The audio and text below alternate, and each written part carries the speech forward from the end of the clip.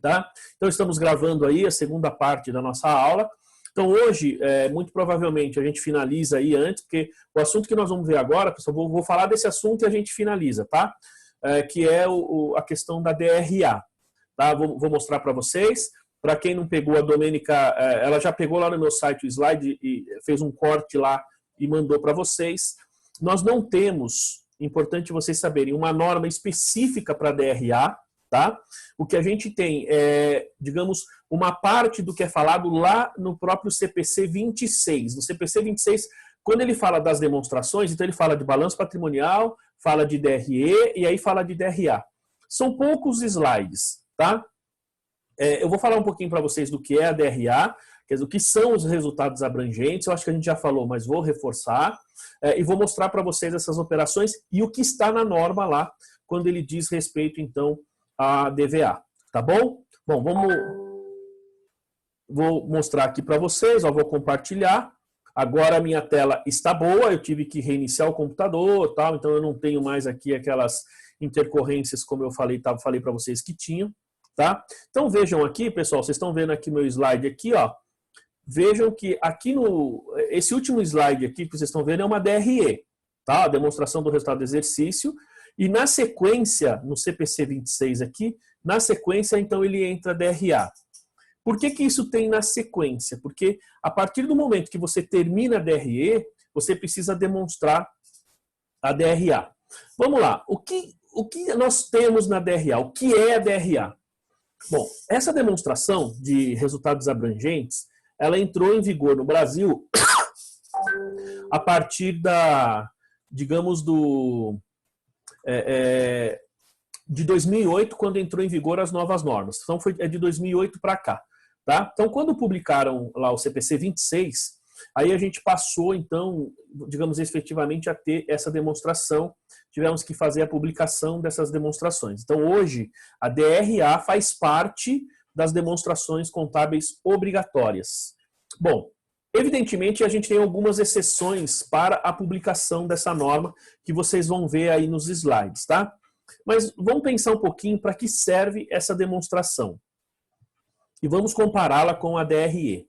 Você tem o seguinte, pessoal, na DRE, nós lançamos assim todas as contas de receitas, custos, despesas, perdas, tal, que foram incorridas no período. Ou seja, as receitas que foram realizadas e as despesas que foram incorridas. Ou seja, são aquelas despesas e receitas que elas são efetivas, elas são pelo período da competência daquele período. Ou seja, elas afetaram basicamente aquele período. Então, aquele ano, aquele mês, né? Aquele período contábil que você está fazendo. Então, aí nós temos a DRE, demonstração do resultado do exercício. Então, olha o que o nome fala, demonstração do resultado do exercício. Tá?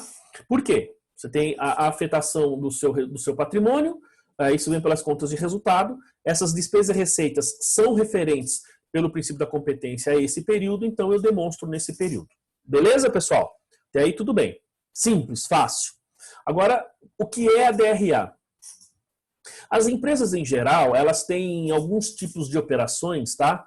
Digamos, que ocorrem, elas ocorrem em determinado período, mas o efeito no resultado, digamos, o efeito no patrimônio, vamos pensar assim, vamos chamar no resultado do período, né, digamos um resultado efetivo, não ocorre naquele momento. Então, vou dar um exemplo, vou tentar explicar um pouco melhor. Funciona assim, ó. Você tem itens que eles afetam o seu patrimônio, ou seja, se eles fossem realizados naquele momento, se eles fossem efetivos naquele momento, eles afetariam o seu resultado, consequentemente afetariam o seu patrimônio, tá certo? Bom, só que você tem operações, nós vamos ver as principais operações ali, que elas afetaram o seu patrimônio, tá? Mas elas não estão afetando o seu resultado. Não sei se dá para entender isso aí. Afeta o patrimônio, mas não afeta o resultado. Bom, por que ela afeta o patrimônio e não afeta o resultado? Porque são operações que, assim, elas estão relacionadas com a empresa, elas estão relacionadas com a atividade da empresa, mas, estão relacionadas com a atividade da empresa, mas essas operações, elas não se realizaram ainda. tá? Elas estão acontecendo, elas ocorrem, mas elas ainda não foram realizadas, ou seja, não foram finalizadas. Então, quando elas são finalizadas, efetivamente elas afetam o patrimônio e o resultado do período. Enquanto isso não acontece, pessoal, a melhor forma de eu demonstrar, digamos, o meu patrimônio é falar o seguinte: olha, eu tenho meus ativos, eles variaram, então eles estão representados lá nas receitas e despesas. Eu tenho meus passivos, eles variaram, eles estão lá nas receitas e despesas. Só que eu tenho itens aqui no meu patrimônio que, veja, que não estão nem necessariamente nem nos ativos e nos passivos, vejam, são fatores que influenciam o meu patrimônio, mas não necessariamente eles estão lá nos meus ativos e passivos. Tá? Ou seja, são operações, digamos, externas, operações que podem ocorrer. Às vezes elas estão afetando ativo e passivo, mas elas não estão sendo incorridas de forma, digamos, elas não estão sendo realizadas naquele período. Por que isso? Vamos lá. Porque essas operações, elas vão ocorrer, fica tranquila, Lariane, eu vou dar vários exemplos aí, né? Assim, elas vão ocorrer e vão se realizar no futuro. Tá? Bom, então vamos lá. A Laiane está pedindo aqui alguns exemplos, mas antes de eu entrar nesses exemplos, para ficar mais claro, eu vou mostrar para vocês os slides, então a parte teórica que é bem rapidinho, são poucos slides, e aí vai ter ali uma DRA, tá? Vai ter um quadro e vai ter ali descritas as principais operações. Aí sim, Laiane, fica mais fácil você olhando esse quadro, eu falar dos exemplos. Porque eu sei que nesse momento ainda está muito subjetivo, né? Eu sei que eu falando assim ainda é difícil enxergar, na verdade, o que eu estou querendo dizer. Tá bom? Mas fiquem tranquilos, né? Se Deus quiser, vai dar tudo certo. Olha só. Então vamos ver aqui, ó, o que é a DRA. Então, primeiro, chama demonstração do resultado abrangente. Tá? Demonstração do resultado abrangente. Então, olha o que ela diz aqui, ó. Então, demonstra as alterações ocorridas no PL, tá? Ó, as alterações ocorridas no PL que não sejam decorrentes de operações com sócios, nem ajuste de exercícios anteriores. Ou seja, pessoal, em outras palavras, alterou seu patrimônio, alterou o seu patrimônio líquido, tá? Então, assim, afetou seu PL, né, seu patrimônio líquido, mas ele não é proveniente de aumento nem redução de capital, ou distribuição de dividendos, ou distribuição de juros sobre o capital próprio, né, que ele interfere no PL. E nem ajuste de exercícios anteriores. Tá bom? Ajuste de exercícios anteriores, pessoal, depende se ele é uma mudança de política ou se é uma correção de erro.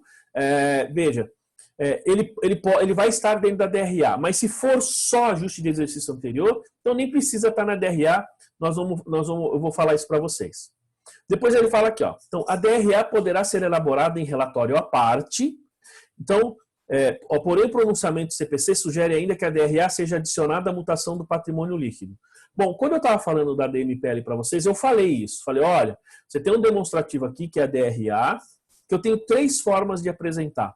Eu posso apresentar ela junto com a DRE, tá? Então, significa que eu teria a minha DRE. Lá no final da DRE, eu juntaria ali a minha DRA, tá? Porque a última linha da DRE é a primeira linha da DRA, tá bom? Porque, ó, pessoal, nós temos assim, ó, resultados abrangentes, outros resultados abrangentes e resultados abrangentes totais, tá? Eu vou escrever isso aí para vocês aqui, ó, para ficar claro, tá? Então, nós temos o seguinte, ó, temos aqui, ó, resultados abrangentes, tá? Depois nós temos outros resultados abrangentes, que vai ser igual resultados abrangentes totais, tá? Ou resultado abrangente total. Vamos deixar assim. Olha só, quando eu estou falando isso aqui, pessoal, aqui, ó, nós temos assim, ó, os resultados abrangentes, ó, os resultados abrangentes, na verdade, eles estão na DRE, tá? Estão na DRE. O que nós temos de resultado abrangente, veja só, resultado abrangente, ele está na DRE. Então, quando a gente pega as nossas receitas e despesas, eles fazem parte dos resultados abrangentes, tá? Quando a gente vem aqui nos outros resultados abrangentes, ó, então aqui, ó, nós estamos olhando, peraí, deixa eu tentar abrir aqui, nós estamos olhando aqui, tá, a nossa, ó, DRA. Então, outros resultados abrangentes, certo? E o nosso resultado abrangente total aqui, ó, né, é DRE mais DRA. Tudo bem, pessoal? Entenderam aí o processo? Entenderam? Então, vou mostrar aqui para vocês de novo, tá? Olha só, então, outros resultados abrangentes, tá? Aí nós temos, deixa eu voltar aqui. Ó, outros resultados abrangentes, tá? Que é a DRE. Desculpa, resultados abrangentes que é a DRE. Outros resultados abrangentes que é a DRA, e o somatório dos dois vai dar o nosso resultado abrangente total, tá bom? Só que assim, esses resultados, então a Laiane ali está ansiosa pelos exemplos, né? Mas esses resultados, pessoal, eles serão mostrados em, digamos, relatórios diferentes, tá bom? Então vamos voltar aqui na DRA. Ó. Então a DRA pode ser elaborada como relatório à parte, né? Pode ser elaborada junto com a mutação do patrimônio líquido e pode ser elaborada... tá travando aí um pouquinho, né? Espera só um pouquinho, deixa eu ver a conexão aqui. Deixa eu mudar aqui a minha conexão aqui, ó. Deixa eu ver aqui, espera aí. Tá travando, pessoal? Vai pra lá com a mamãe. Bom, mudei aqui, vamos ver se... Espera aí, vamos ver se eu consigo mudar minha conexão aqui.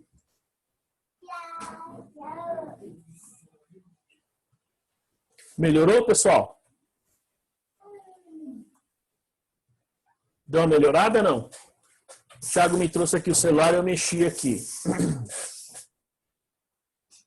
Espera aí.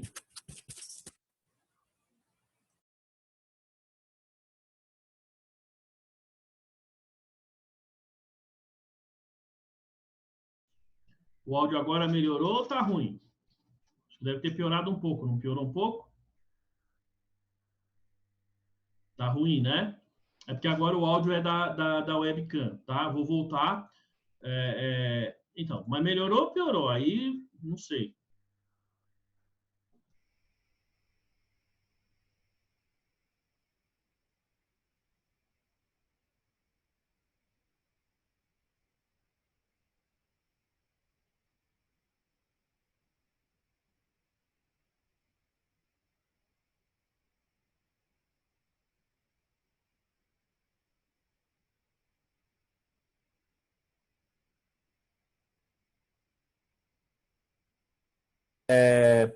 Significa que eu vou ter um relatório específico da DRA, mas ele fala aqui, ó, que o pronunciamento sugere que a DRA pode ser adicionada. Então, se vocês lembrarem na mutação, eu falei para vocês, olha, a gente pode colocar a nossa mutação do patrimônio líquido numa coluna, né? Ou melhor, dentro da mutação do patrimônio líquido, eu posso colocar uma coluna que vai ser a minha DRA.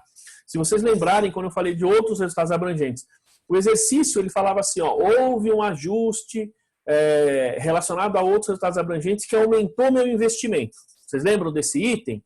Então, veja, ele aumentava o meu investimento e diminuía o meu patrimônio líquido. Consequentemente, aquela coluninha é a minha DRA. Eu posso fazer dessa maneira? Posso. Posso fazer junto ou na sequência da demonstração do resultado? Posso. Posso fazer à parte? Posso. Tá? Então, posso fazer das três formas aí que elas são aceitas. Tá bom?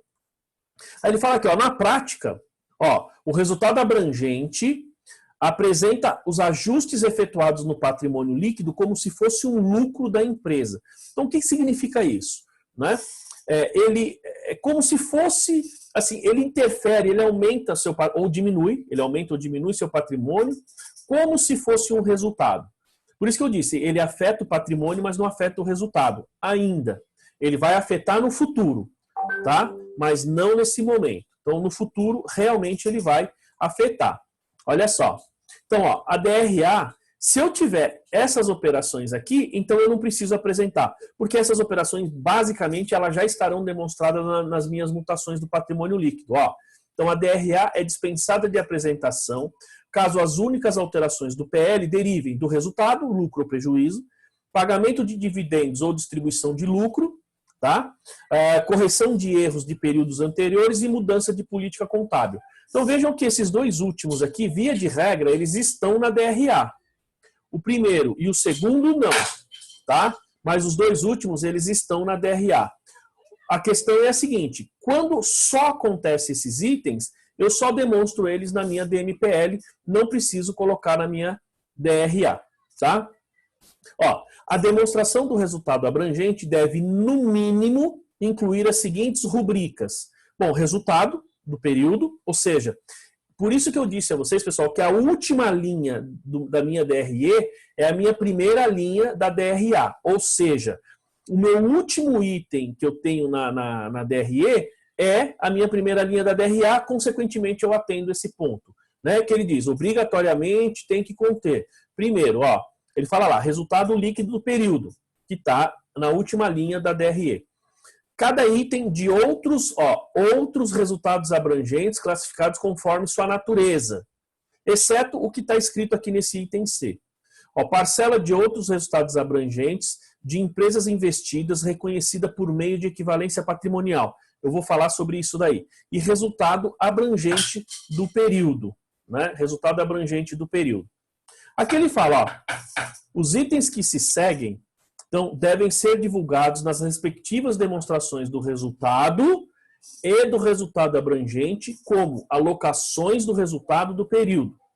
Então, o que significa isso aqui? Vocês vão ver isso no demonstrativo ali. Ele fala, ó, quando eu termino a minha DRA, pessoal, ele fala, ó, então os resultados líquidos atribuíveis à participação de sócios não controladores e aos detentores do capital, né? Ou seja, e esse último item aqui, gente, ó, só para vocês entenderem, aproveitar aqui, ó, tá vendo? Ó, esse item A aqui é essa parte de baixo aqui, ó, tá vendo essa destinação aqui, ó? Essa destinação aqui embaixo, né? Ou fazer uma marcação aqui, ó, essa destinação aqui embaixo aqui, ó, tá? Este item aqui, ó, é essa parte que ele está falando aqui no slide anterior, ó. Peraí, deixa eu voltar aqui, né? Que ele está falando aqui, ó. Então, veja, os itens que se seguem devem ser divulgados nas respectivas demonstrações, tanto do resultado quanto do resultado abrangente, como alocações do resultado do período. Então, eu vou demonstrar a participação do sócio não controlador, veja, ó, resultado do período atribuível, DRE. Então, participação do acionista do sócio não controlador, a pessoa só tem 10%. Vejam que o lucro, ó, a gente tem o seguinte, o lucro do período aqui, pessoal, ó, resultado líquido do exercício. Está vendo esse 15982? Este item aqui, ele está lá na nossa DRE. Eu vou voltar esses slides aqui, porque esses slides, eles são sequência de um outro. Ó, tá vendo a minha DRE aqui, ó? Demonstração do resultado do exercício. Então vejam que aqui na minha última linha, ó, aqui, ó, resultado líquido do exercício, eu tenho 15982, tá? Minha última linha da DRE é a minha primeira linha da DRA, tá aqui, ó. E aqui eu tenho as operações da DRA, que são aqueles exemplos que vocês estavam me pedindo. Então, a hora que eu for explicar cada um deles aqui, aí eu vou dar bastante exemplos. Então, essa destinação eu tenho que mostrar na DRE os 15982, quanto é do não controlador e quanto é do controlador. Aqui embaixo, resultado abrangente total, a DRA. Então, eu vou pegar os 20982, a parte que é do não controlador e a parte que é do controlador. Tá? Pessoal, isso é a DRA. Fácil, tecnicamente bastante fácil. Acharam ou não? Em termos, vou mostrar aqui, ó. Então, em termos aí de estrutura, fácil ou difícil? Fala, Grazi, fácil ou difícil? Não, essa aqui é fácil, pessoal. Né, Cláudia? Fala aí, essa aqui é bem fácil. Em termos de estrutura, as operações que vão ali são complicadas. Aí eu concordo com vocês. Mas aqui, quando a gente fala, nesse caso aqui, de como se diz, de estrutura, pessoal, ela não é nada mais do que isso aqui, ó, que vocês estão vendo, ó, esse pedacinho de cima aqui e essa destinação. Isso é bem simples. Bom, o que pega aqui, pessoal, são essas operações, ó. Então vamos por partes, né? Aqui como é que chama ela aqui? Deixa eu ver, né? Quem que tinha me pedido os exemplos aqui?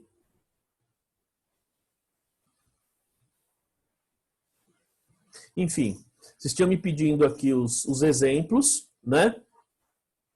A Laiane tinha falado e tal. Mas aqui, Laiane, olha só. Quando nós formos fazer essa demonstração, pessoal, na verdade, olha, aqui é assim, nós vamos pegar as operações e montar o demonstrativo, só. Tá? A gente pega o resultado das operações e coloca no demonstrativo. Aqui é um pouco difícil porque tem nessas operações que eu vou mostrar para vocês, tem vários itens que vocês não viram ainda. Então não dá para vocês pegarem aqui, fazer as operações e fazer o lançamento na DRA. Então assim, é copia e cola, mais ou menos como se a gente estivesse fazendo a DRE. Tá? E nesse caso eu precisaria dar as operações para vocês, falar, ó, a operação é tal, o valor é tanto, e aí efetivamente vocês vão colocar na DRA. Tá? Bom, olha só, então nós temos aqui o seguinte, ó, vamos lá agora falar das operações e aí nós vamos ter os exemplos. Então eu falo aqui, a demonstração do resultado abrangente. Então, primeiro, vejam que ele coloca aqui, ó, mais ou menos efeito de correção de erros e mudança de política contábil. Esqueçam essa seção que está aqui no final, tá, pessoal? Essa seção que está aqui, eu uso esse slide aqui, esse mesmo slide, quando a gente está falando do CPC da pequena e média empresa. Então, por exemplo, essa seção 10, seção 30, 28, é a seção lá do CPC da pequena e média empresa. Então, pode esquecer, mas o conceito é o mesmo, tanto para uma quanto para outro tipo de empresa, tá? Então, primeiro vamos separar, que ele fala duas coisas, efeito de correção de erro e mudança de política contábil. Então, o que é um efeito de mudança de correção de erro? Bom, tem o CPC 23, pessoal, que ele fala o seguinte, você tem lá correção de erro, mudança de política ou mudança de estimativa, CPC 23. E ele fala de mudança de erro. O que é mudança de erro?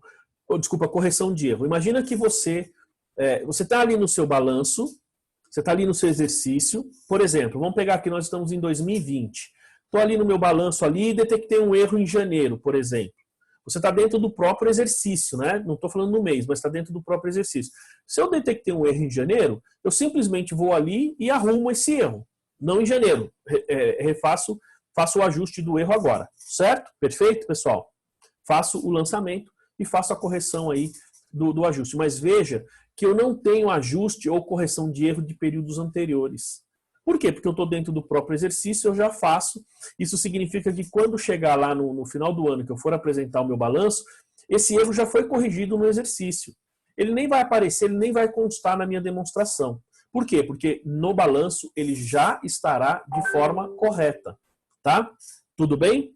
Agora, quando a gente fala de correção de erro, lembra daquela conta de ajuste de exercícios anteriores? Beleza, é a mesma conta, tá? Isso significa que antes, como é que nós fazíamos? Você pegava esse ajuste de exercícios anteriores, ia lá dentro do lucros ou prejuízos acumulados e fazia lá um ajuste, pegava no próprio exercício lá, né, e fazia um ajuste lá. Agora, pessoal, a gente tem esse conceito de correção de erro. Então, o que eu faço? Tem muita gente que abre uma conta lá no patrimônio líquido chamado lá efeito de correção de erro e tal. Lembrando que esses erros são erros de exercícios passados. Porque se você tiver no exercício, você não vai precisar ajustar. Você ajusta no próprio exercício. Quando você fechar o balanço, esse ajuste já está lá, já consta. Quando você tem esses exercícios, esse erro de exercícios passados, via de regra, eu vou fazer o quê? Eu vou debitar ou creditar o meu ativo e passivo e a contrapartida, ela vai lá para o meu patrimônio líquido, numa conta, normalmente dentro do grupo lucros ou prejuízos acumulados, né? Porque aqui é uma conta dentro do grupo de LPA, tá? Que vai estar lá. Efeito de correção de erros. Eu até separo, pessoal, efeito de correção de erro e mudança de política contábil, tá? Mas esse efeito de correção de erro aqui é quando você teve um erro de exercícios passados e você está ajustando agora. Então é assim, eu não posso pegar, digamos, eu estou em 2019, estou fechando meu balanço agora, vou ter que entregar minha ICD, minha ICF, e tem que ter um erro de 2019. Perfeito? O que eu vou fazer? Eu não posso abrir o balanço de 2019, pensa numa empresa que já publicou, que já entregou demonstrativo para o banco, né, que já fez assembleia. Então, ela não pode simplesmente pegar aí e fazer ajuste, voltar lá no balanço e fazer ajuste. Então, aquele balanço já está fechado, ela pega neste exercício, ela faz o ajuste tanto lá no seu ativo ou passivo, dependendo do tipo de conta, e a contrapartida é como se fosse aquela conta que nós tínhamos antes, ajuste de exercícios anteriores. Só que com essa, em vez dessa nomenclatura, nós estamos falando efeito de correção de erros. Lembrando que os erros são erros do passado. Tá certo? Então vejam que neste caso nós temos uma conta, e aí pode ser qualquer tipo de erro, tá, pessoal? Imagina, você errou o saldo, você errou uma apuração. Aí, ó, aí vai um comentário importante. Muitos aqui que trabalham no escritório me perguntam, professor, puxa, eu peguei um cliente, né? E tem um monte de erro do balanço do outro contador. Como é que eu faço? Pronto, é isso aqui que você vai fazer. Você vai pegar o balanço do ano, imagina, você está fazendo 2020. O balanço de 2019 contém um monte de erros. Aqueles números você não vai mexer. Por quê? Porque quem vai assinar aquele balanço é o outro contador, você não pode mexer. Então, quando chega em 2020, o que você faz? Você faz os ajustes contábeis. Como? Eu vou debitar o meu ativo, vou creditar o meu passivo, dependendo do ajuste, dependendo da conta, e a contrapartida, correção ou efeito de correção de erros lá dentro do patrimônio líquido, lá dentro da conta de lucros, do grupo, né, de lucros ou prejuízos acumulados. Tá claro, pessoal? Então vejam que correção de erro afeta o seu patrimônio, perfeito? Ele está afetando o seu patrimônio, mas ele não pode afetar o seu resultado de 2020. Tá certo? Então ele afeta o patrimônio, mas não o resultado de 2020. Ele deveria afetar o resultado dos períodos anteriores. Lógico que também lá no CPC 23 ele explica, vocês vão ver isso mais para frente, mas ele explica como você deve proceder para fazer e demonstrar esse ajuste. Perfeito? Mas esse é o processo, pessoal. Essa é uma pergunta muito recorrente. Poxa, peguei lá contabilidade de um cliente, veio de um outro contador, tem um monte de erro, balanço, não está na nossa política, enfim, como é que eu faço? Bom, passado você não pode mexer, você usa essa técnica aqui. E se esses números forem relevantes, efetivamente, então você tem que vir aqui e colocar esses números aqui na DRA. Tudo bem, pessoal? Bom, o outro item aqui, ó, na sequência é mudança de política contábil. O que é mudança de política contábil? Imagina assim, olha, eu não aplico determinada norma, não aplico e vou passar a aplicar. Ou aplico. Não, então o Isaac está me perguntando aqui, só voltando. Então o Isaac está me perguntando: a destinação de participação de acionista será padrão 10% ou pode variar? Não, ela varia. Você não tem os seus clientes lá no escritório, tem um sócio 50-50, 20-80. Isso aqui depende do capital social lá, depende de como está feito o estatuto ou depende de como está feito o contrato social. Se você tem um sócio que tem 2% e outro tem 98%, então os 2% é do não controlador e os 98% do controlador. E você fala, tá, mas os contratos que eu tenho é meio a meio, 50%, 50%. Tá bom, dos dois, quem é o controlador? Bom, o controle, pessoal, a gente tem lá no CPC 36, consolidação, ele dá o conceito de controle. Então você precisa ver dos dois sócios, embora eles tenham a mesma participação, quem manda? Certo? Porque, vejam, eles podem ter a mesma participação societária, mas quem é que manda na empresa? Quem tem o efetivo controle? Normalmente não é 100% compartilhado. Muito difícil isso, certo? E aí você precisa saber. Mas fora disso, fica fácil. E você vai ver isso no contrato social, você vai ver isso no estatuto, né? Então fica fácil você fazer esse item e não é 10% só, tá? Isso aí vai variar dependendo de cada empresa, tá bom? Bom, mas vamos lá, ó. O próprio Isaac fez a pergunta aqui. Bom, mas eu não fazia DRA, vou passar a fazer. Não fazia DMPL, vou passar a fazer. Bom, primeiro, essas demonstrações elas são obrigatórias, tá certo? Mas você vai falar assim, puxa, eu não fazia, eu não aplicava, sei lá, o CPC 27 para o imobilizado. Eu fazia lá, mas não tinha, digamos, não estava aplicando o conceito lá, as questões da vida útil, os métodos efetivos de depreciação, tudo isso. Não estava fazendo. Então, vou passar a fazer. Ou seja, você está mudando de política, porque antes você não fazia e agora vai começar a fazer. Minha empresa não aplica o IFRS. Não aplicava, vai passar a aplicar. Muito bem, você está mudando de política. Gente, quando você vai fazer uma mudança de política dessa, logo no início da mudança de política, normalmente você tem que fazer ajuste. Por exemplo, se eu estou mudando de política, no caso do nosso imobilizado, imagine que você tem imobilizado 100% depreciado. Aí a norma fala, olha, mas esse bem ele está gerando benefício. Se ele está gerando benefício, ele não pode ter valor 100% depreciado. Isso significa que você vai medir o valor justo desse ativo, vou debitar lá no ativo esse valor justo para aumentar o valor dele, tá? Para chegar no valor que efetivamente ele ainda vai gerar de benefício para mim, e vou acreditar o quê? Eu não posso acreditar receita. Então eu vou acreditar, né, efeito de mudança de política contábil. Isso vai lá dentro do meu patrimônio líquido, vai numa conta específica. Tá claro, pessoal? Esse é um exemplo de mudança de política. Você pode fazer isso no estoque, né? Imagina, eu não contabilizo instrumento financeiro da forma como tem que ser. Então, minha conta cliente, minha conta fornecedor, empréstimo, financiamento. Então, vou começar a fazer. Beleza. Nesse primeiro momento, você tem que normalmente fazer ajuste. Esses ajustes, outros resultados abrangentes, DRA, eles fazem parte deste primeiro item aqui, ó. Ou efeito de correção de erro, ou mudança de política contábil. Pessoal, esses dois itens, tranquilo aí para vocês? Por isso que eu estou falando aqui, nós precisaríamos fazer lançamentos ou atividades para praticar esses ajustes. Então, o objetivo nesse momento é a gente entender o que é a DRA. Tá? Então, por isso que eu pergunto, neste momento, tá claro aí? Ou seja, entendi a operação, entendi que eu tenho que colocar ela lá no meu, na minha DRA. Perfeito. Tá? Então, beleza. Então, ela está perguntando se essa mudança de política pode ser feita em qualquer momento do exercício. Pode. Pode, ela pode ser feita em qualquer momento do exercício, sim. A diferença vai estar na forma como você vai demonstrar isso. Vamos imaginar que chegou lá, nós estamos agora no mês de maio, estamos entrando em maio, e você detectou que você está mudando de política. Por exemplo, eu não estava fazendo lá o meu imobilizado da forma correta, estou usando imobilizado como exemplo porque nós vimos isso, tá? Então, minha vida útil, eu tenho bem 100% depreciado, agora eu vou aplicar a norma. Então, você vai ter que fazer um levantamento dos seus ativos imobilizados, e aí estimar a vida útil, tal, beleza. Ao fazer isso, eu vou ter que mudar o valor dos meus ativos. Ao mudar o valor dos meus ativos, gente, o efeito vai para patrimônio líquido. Em qualquer momento do período, sim, em qualquer momento. O que vai mudar aqui, Laís, é a forma como você demonstra isso para o mercado. Que eu não vou entrar no detalhe agora, porque é um pouquinho mais complexo, mas você teria que pegar o último exercício que você fechou, então fazer uma estimativa lá atrás. Nesse exercício, você vai apresentar 3 colunas, a coluna que você fechou, a coluna ajustada e a coluna do exercício anterior. E aí você tem a gente chama de um balanço pro forma, que vai na nota explicativa.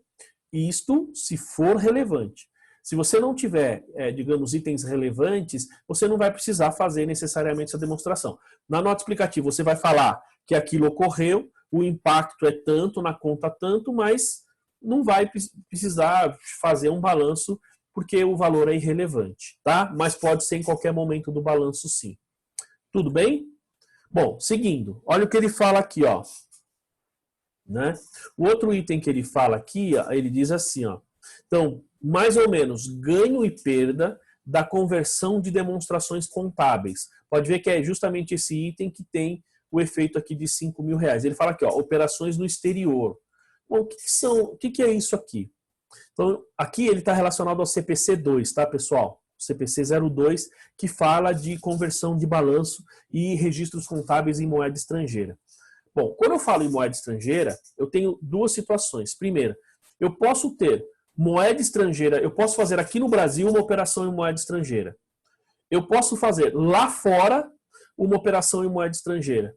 E eu posso ter uma operação lá fora, ou seja, eu posso ter uma empresa lá fora. Eu posso fazer negócios lá fora. Certo?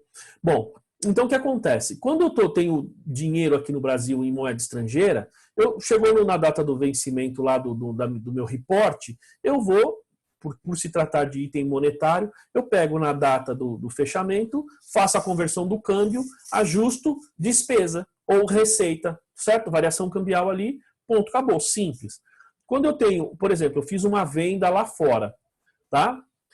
Eu fiz a venda, isso me gerou receita em dólar, por exemplo, e eu preciso trazer isso para cá, para o Brasil, para o meu balanço da minha empresa aqui em reais. Então eu vou pegar essa operação, na data da operação, vou converter de reais para dólar, na data da operação, a variação aqui, variação cambial. Beleza, simples, de forma mais simples. Agora pensa no seguinte, você tem uma empresa lá fora, tá? Você tem uma empresa e essa empresa tem receitas, tem despesas, tem operações, compra, venda, tem funcionário, tudo lá fora. E o que você faz? Você pode não ser o dono total dessa empresa, mas você pode ter aquela participação, como o Isaac falou, eu tenho 10% de participação, ou tenho 20%, 30%, 50%, mas você participa lá. E aí o seguinte, mas vamos partir do pressuposto, a forma mais simples, vamos imaginar que eu sou dono dessa empresa lá fora. Bom, essa empresa lá fora, ela vai fechar o balanço em dólar. Olha só a complicação. Vamos imaginar que essa empresa está nos Estados Unidos, tá? Ela estando nos Estados Unidos, então ela está usando obrigatoriamente o chamado US GAAP, ou seja, os princípios contábeis norte-americanos, que são diferentes do IFRS, que é o que nós usamos aqui no Brasil. Então veja, lá no US GAAP, eles têm políticas contábeis diferentes. Então, o que eu tenho que fazer? Primeiro, eu vou ter que consolidar aquele balanço na minha demonstração aqui, já que eu sou dono daquela empresa, certo? Então, eu teria que atender o CPC 36. Mas eu tenho que pegar aquela empresa lá fora, eu vou mudar as políticas, eu não preciso fazer isso contabilmente, eu vou pegar cada uma das contas do balanço, vou falar, esta conta aqui, ela segue o S-GAAP. Se ela fosse IFRS, ela teria tal efeito. Aí eu mostro isso e vou chegar num balanço chamado balanço pro forma. Isto em dólar. Muito bem. Consegui fazer isso, finalizei, aí eu vou pegar esse balanço e vou convertê-lo em reais, de dólar para real. Bom, pessoal, converter balanço de dólar para real não é tão simples quanto parece, porque a gente tem que fazer o seguinte, nós separamos o balanço IDRE, digamos, em quatro grupos diferentes, 3 grupos, vamos falar assim. Eu vou pegar os meus itens monetários ou financeiros, que seja ele ativo ou passivo, que são aqueles itens que eu pego no final do período e converto ele pela minha taxa. Por exemplo, banco lá fora, né, tem dinheiro na conta corrente. Esse é um item financeiro. Eu pego na data do fechamento do balanço, faço a conversão. Tá? Simples assim. Só que lembre-se que eu tenho que fazer isso para o balanço inteiro. Bom, vou fazer isso para os meus itens financeiros e não financeiros. Vou pegar a data do balanço e faço a conversão. Por exemplo, contas a receber, fornecedores, tal, empréstimos, esses são itens financeiros. Na data do balanço, faço a conversão pela taxa de fechamento. Beleza? Agora vamos pegar os itens não financeiros ou não monetários. Estoque imobilizado, patrimônio líquido, intangível. Tá? Todos esses itens, o que acontece?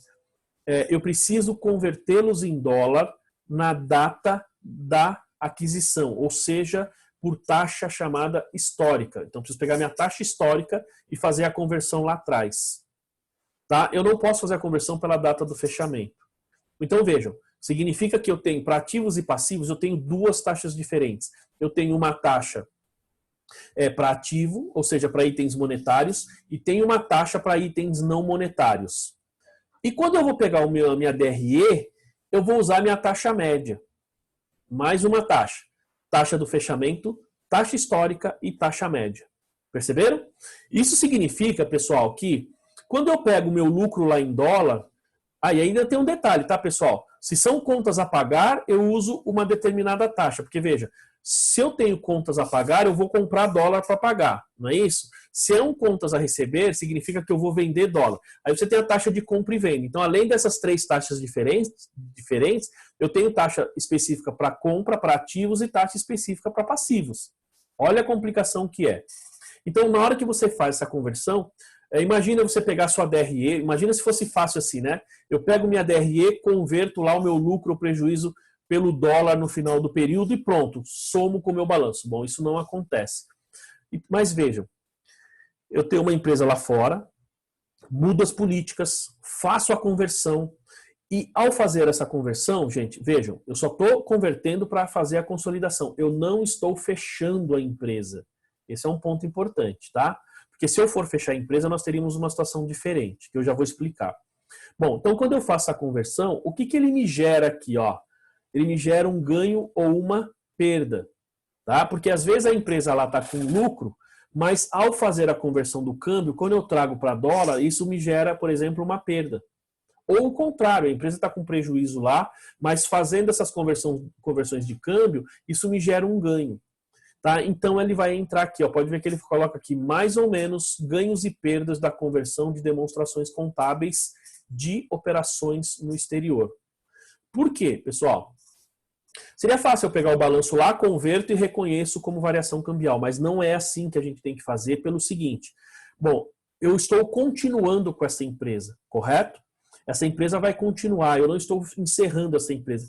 Gente, porque se eu estivesse encerrando, eu simplesmente pegaria os meus ativos, estaria tudo em dólar, pego os meus passivos, vendo tudo, realizo tudo em dólar.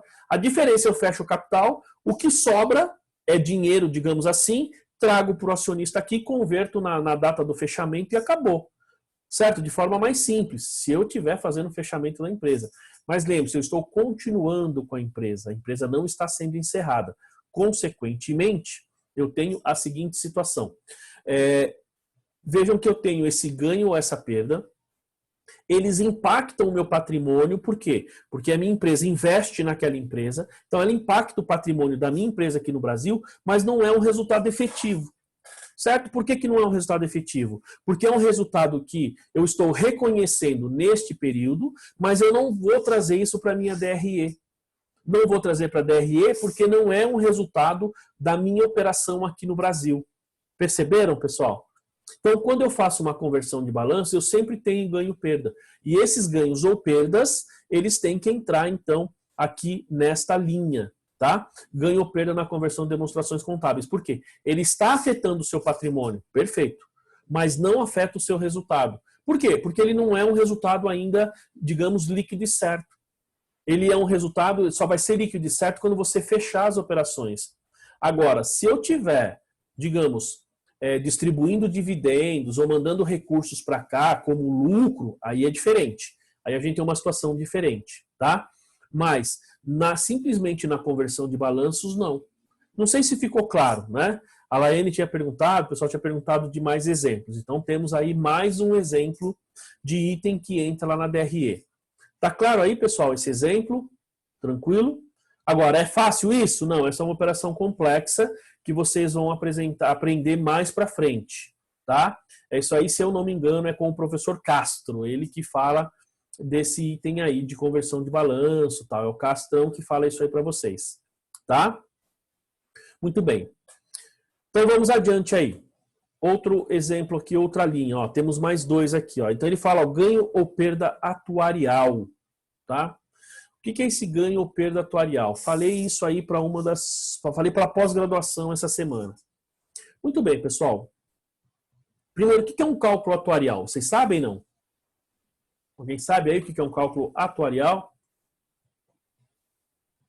Sabem, não?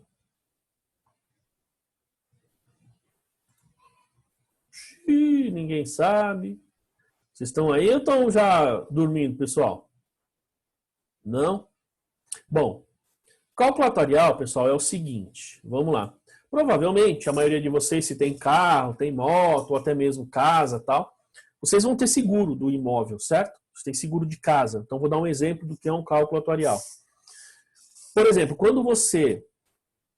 Vou dar um exemplo mais clássico. Vai, em vez de falar do seguro, vou falar um exemplo mais clássico que a gente tem em termos de cálculo atuarial.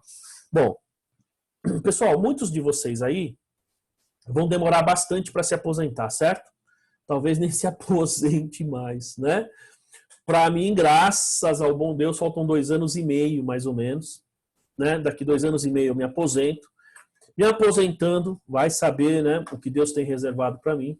Mas é assim, imagina vocês que estão entrando no mercado de trabalho agora, estão começando agora, vão começar a contribuir com o INSS, então vocês vão se aposentar daqui 40, 45, 50 anos, tá? Vejam quanto tempo vocês têm para se aposentar. Então vejam, como que o INSS hoje, ele sabe que as alíquotas têm que ter 7, 8, 9, 15, 20%, sei lá, né? Nós temos lá de 7 a 11%, né? Aumentou um pouquinho agora. Como é que ele sabe essas alíquotas por faixa de renda? Por quê? E por que o Bolsonaro, então, fez também a chamada reforma da Previdência? Bom, ele tem que fazer isso, pessoal, e vocês sempre ouviram falar o seguinte, olha, daqui 10 anos a gente não vai ter mais dinheiro, daqui por tanto tempo o INSS não consegue mais pagar. Bom, como é que eles sabem isso? Eles têm que fazer projeção. Só que essas projeções levam em consideração muitas variáveis. Primeiro, taxa de natalidade, taxa de mortalidade, taxa de juros, né? Então você tem previsão de taxa de juros no período, você tem o quanto as pessoas estão contribuindo, quantas pessoas estão entrando no sistema, quantas pessoas estão saindo do sistema porque morreram, porque, enfim, que mais?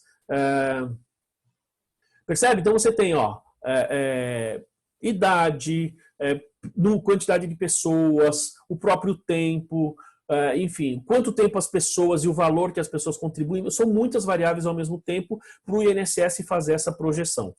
Isso é um cálculo atuarial, ou seja, ele atualiza valores a partir de muitas variáveis. Então, se você pegar, por exemplo, se eu for fazer o seguro de um carro, eu vou pagar X, certo? Se uma pessoa vai fazer o seguro do mesmo carro, do mesmo ano, se ele for o meu vizinho aqui, pode ser que ele pague de forma diferente. Bom, por quê? Ele vai levar em consideração a idade. Hoje eles estão levando em consideração se você toma muita multa ou não, certo? Leva em consideração se você é casado, se você vai para a faculdade ou não vai, se você deixa o carro na rua, se você tem garagem com portão automático, com portão manual. Não tem? Quando vocês vão fazer seguro, ele não faz esse monte de pergunta? Bom, por que ele está fazendo isso? Porque cada uma dessas perguntas tem um peso na avaliação. Então, isso ele faz uma projeção para falar, o seu seguro vai custar tanto, ou seja, o prêmio do seu seguro é tanto. E isso vale para aposentadoria, essas aposentadorias privadas, tá certo? Porque você pega esses planos de pensão, então você começa a pagar esse plano de pensão no banco, como é que ele sabe o valor que você vai resgatar lá na frente? São estimativas, são cálculos atuariais, tá? Tá claro, pessoal? Isso é um cálculo atuarial, são cálculos muito complexos. Bom, aí ele fala aqui, ganhos e perdas atuariais. Quando a gente tem esses ganhos e perdas atuariais, quando isso acontece? Imagina, a gente tem o chamado CPC 33, que chama-se Benefícios a Empregados. Esse CPC, ele fala pra gente, digamos, a forma que eu devo reconhecer e mensurar esses benefícios a empregados. Então, por exemplo, o que é um benefício a empregado? Salário é um benefício a empregado, a própria rescisão é um benefício ao funcionário, ao empregado, férias, 13º, todos esses itens que a gente está acostumado aí a ter. Só que tem o seguinte, pessoal, imagina essa empresa, ela paga previdência privada para o funcionário, certo? Ela tem lá o plano de benefício para o funcionário. Isso significa que essa empresa ela tem duas situações. Uma, ela tem controle desses planos, obrigação com esses planos, e outra, ela não tem obrigação com esses planos.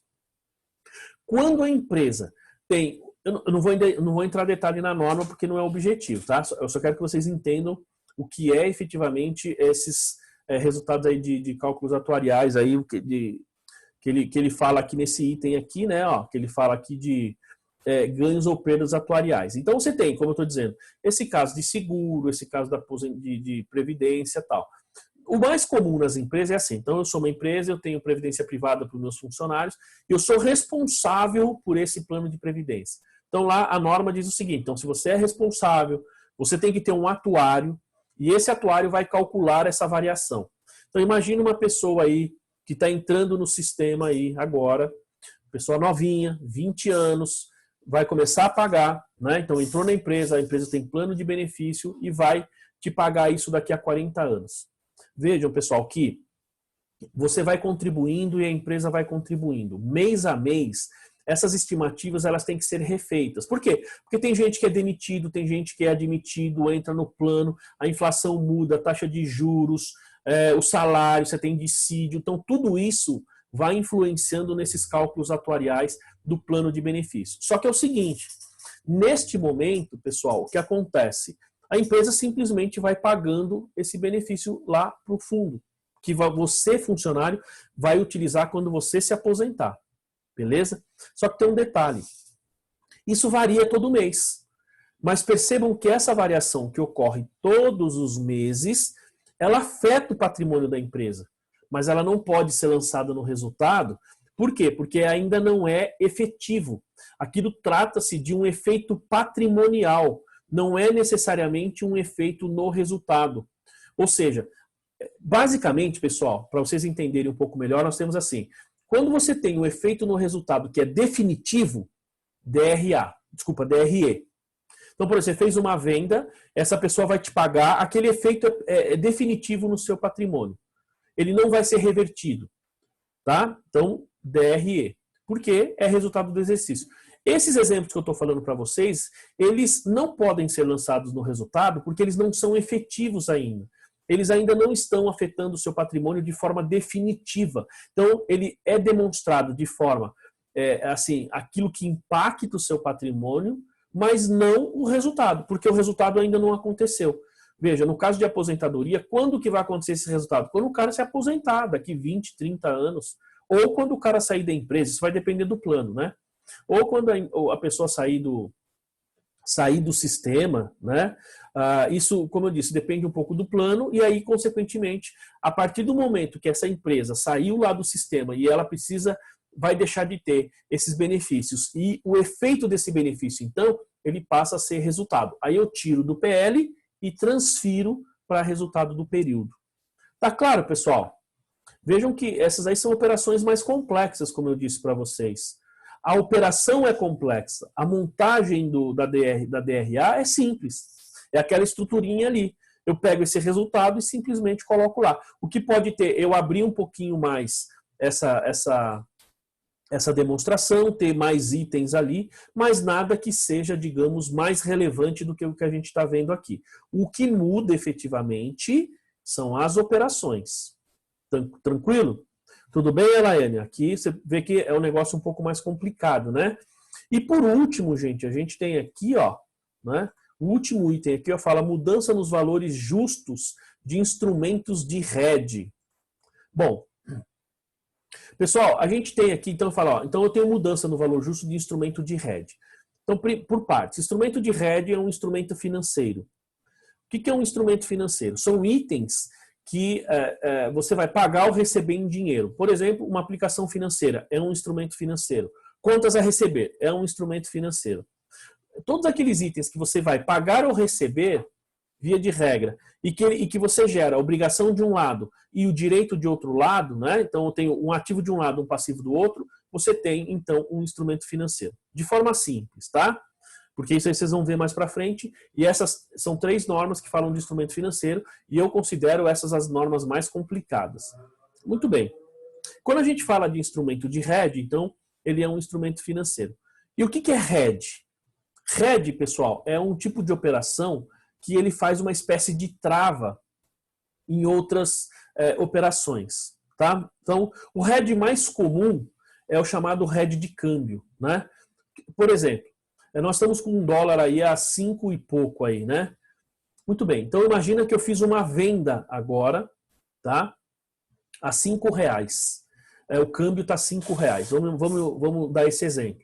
Significa, pessoal, que quando eu vendi 5 mil, digamos 100 mil dólares a R$5, significa que quando eu for receber, eu vou receber 500 mil reais.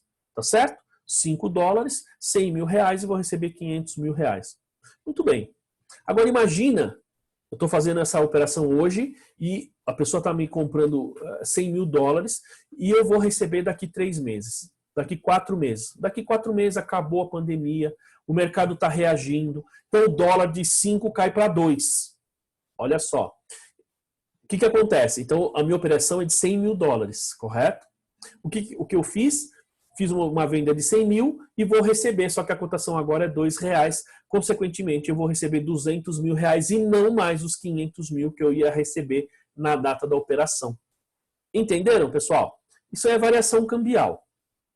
Agora, pergunto, como é que eu me protejo disso? Faço um hedge. O hedge é uma operação de trava, como eu estou dizendo a vocês, né?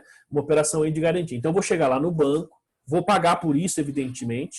Vou chegar no banco e vou falar assim, olha, eu tenho aqui uma operação de venda, eu vou receber daqui 6 meses e o câmbio hoje é favorável para mim e eu quero fazer um hedge para bloquear o câmbio. Então, se chegar daqui 6 meses, acabou a pandemia, está tudo em ordem, o dólar caiu a R$2, eu vou receber como se o dólar ainda estivesse a R$5. Por quê? Porque eu travei a operação.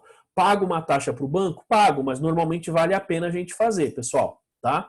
Normalmente vale a pena as empresas fazerem isso. Então você faz lá o hedge. Isso é uma operação de hedge. Se for o contrário, então imagina, eu fiz uma compra com dólar, peguei o meu fornecedor, fiz uma compra com dólar a R$2. Então, 100 mil dólares eu pagaria 200. Só que hoje o dólar está 5 e chegou na época de eu pagar. Então eu vou pagar 500 mil reais. Perceberam que eu estou perdendo dinheiro? Então o que eu faço? Eu vou lá no banco e falo, eu fiz uma compra lá no exterior com dólar a R$2 e eu quero travar o dólar. Então ele trava aquela operação a R$2 e você paga uma taxa do ganho que você teve. Perceberam, pessoal? Isso é hedge. Tem hedge de câmbio, tem hedge de crédito, tem hedge de fluxo de caixa. São 5 tipos de hedge, tá? Aí aqui, ó, esse hedge que ele fala aqui, ó, então ele fala instrumentos de hedge. Se eu não estou enganado, isso aqui é hedge de crédito, se eu não estou enganado. Né? Ou seja, se tiver vamos imaginar que o mercado é afetado pelo crédito, ninguém tem mais crédito, mas você precisa fazer suas vendas especificamente com relação a crédito, você vai ser afetado, você vai ter uma perda, então você faz uma operação que ele trava isso daí, né? E aí você não vai ser, digamos, o seu efeito é minimizado. Claro que você paga uma taxa por isso, mas vale a pena. Só que é o seguinte, pessoal, este item, por ser um instrumento financeiro, ele vai variando mês a mês. Ele é medido por valor justo. Vocês podem ver que lá ele fala assim, alteração no valor justo da operação de hedge. Então, o que acontece? À medida em que eu tenho essa alteração, e essa alteração pode subir ou descer aí na minha operação de hedge, eu preciso reconhecer isso. Mas vejam, a minha operação, pessoal, ela vai demorar 3, 4, 5, 6 meses, 1 ano, 2 anos, vai depender do seu contrato, tá? Então vejam que o resultado efetivo, ele vai se dar lá na realização do contrato. Mas enquanto o meu contrato não se realiza, ou seja, não se efetiva, eu não pago efetivamente ou recebo efetivamente, eu tenho variações mensais. Estas variações mensais, elas não devem entrar no resultado porque ainda não são efetivas. Ou seja, elas afetam o seu patrimônio, mas não afetam o seu resultado neste momento, certo? Porque não dá para eu ficar afetando o resultado mês a mês e chegar lá no final eu ter um ganho ou uma perda. Então, alguns tipos de operações, como são esses casos aqui que a gente está vendo, tá? Basicamente, ó, ganho e perda na conversão, principalmente esses 3 últimos, né? Ganho e perda atuarial, mudança no valor justo de instrumento de hedge, eles devem ser contabilizados no patrimônio líquido e não no nosso resultado do período. Tudo bem, pessoal? Fácil isso aí, não? A Grazi está até preocupada ali. Fácil, Vanessa? Não? Então, vejam, gente, que esse tipo de operação realmente, né? A Débora Bondesan falou que é facinho ali, que é tranquilo, né? Enfim, esse tipo de operação, pessoal, a Franciele falou que faz isso todos os dias lá, né? Esse tipo de operação realmente são complexas, tá? Ela demanda bastante conhecimento para fazer os lançamentos contábeis, só que aqui, né, como a Débora Bondesan está falando, difícil, muito difícil. Eu concordo, é difícil mesmo. Só que aqui, Débora e todo mundo aí, nós não vamos trabalhar com a operação. Então, nós vamos trabalhar com a montagem do relatório. Então, pessoal, vou falar assim para vocês, olha, se eu der um lançamento contábil nesse trabalho que eu devo passar para vocês, digamos, eu vou incluir todo esse tipo de operação, mas aí vai ser a informação. Vou falar assim, olha, a empresa teve determinado efeito contábil, que é correção de erro que tem que registrar sim. Eu já te falo como que você vai registrar e já te dou o valor.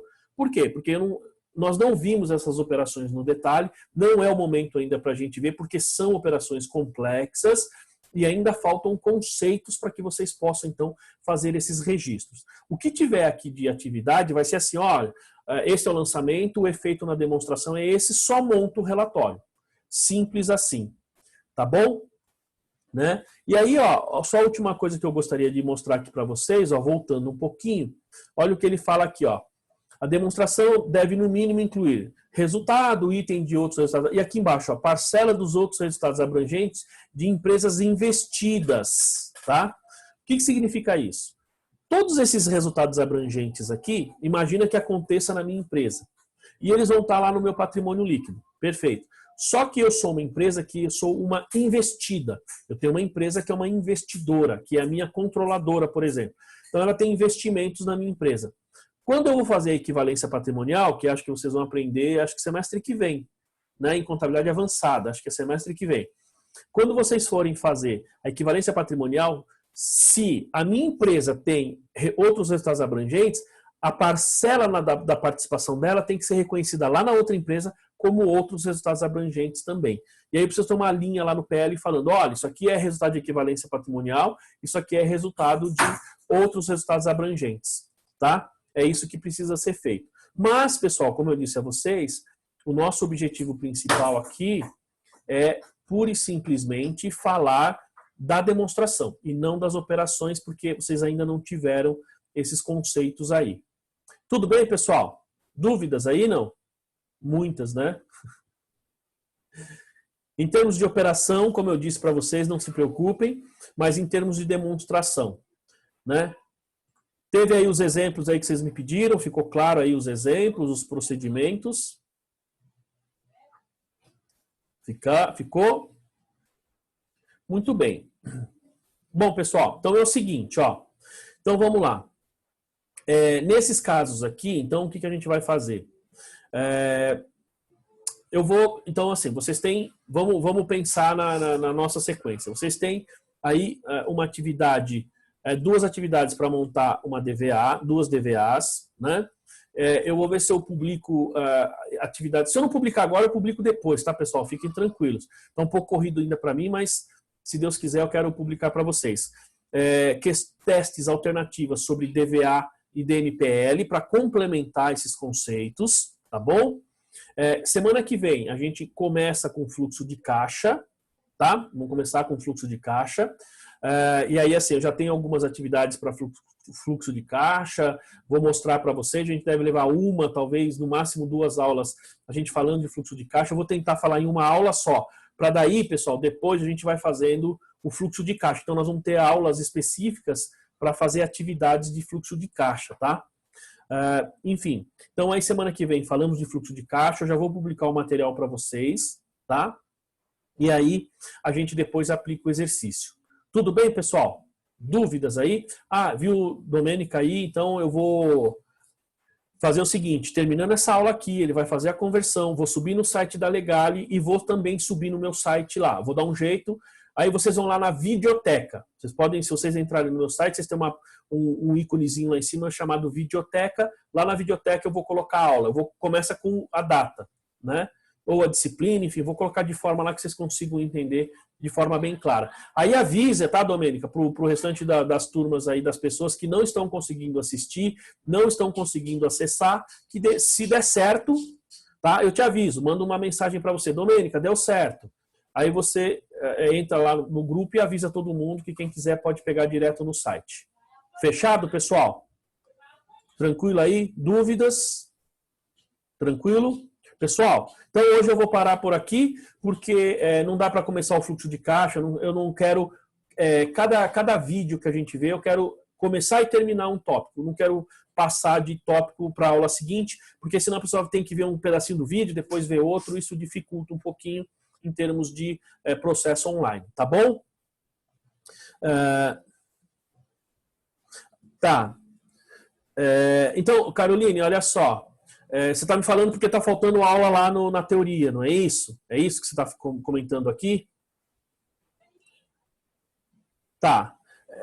Então, diga lá, qual que é a dúvida aqui no caso do... Você quer que eu abra o seu áudio aí para você falar? Deixa eu te achar aqui. Ah, não é sobre a aula? Você está com dúvida da matéria lá? Tá. Faz o seguinte, Carolina, ó. Então, como nós estamos aqui na outra aula, faz assim, me manda, eu vou encerrar aqui a aula, aí você me manda a mensagem aqui, fica mais fácil para não ficar gravado aqui assunto de outra aula. Tá bom, pessoal?